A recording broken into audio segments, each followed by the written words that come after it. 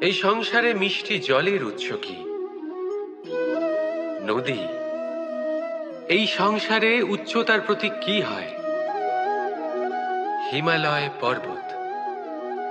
আমরাও জীবনে এরকমই হতে চাই, সূর্যের মতো তেজস্বী হতে চাই, নদীর মতো পূজনীয় হতে চাই, হিমালয় পর্বতের মতো উচ্চতা লাভ করতে চাই। সব ঠিক আছে, কিন্তু তার জন্য আমরা কাজ কি করি? যদি এরকম আমরা হতে চাই, তাহলে সবার আগে সূর্যের মতো নিজেকে উজ্জ্বল করুন। সূর্যের সব থেকে বেশি আলো নিজের অন্তরে থাকে। নদীর মতো নিজের পথ নিজেই তৈরি করুন।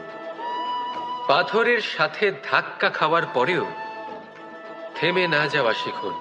হিমালয় পর্বতের মতো উচ্চতা লাভ করতে হলে সেটার মতো অটল থাকতে শিখুন।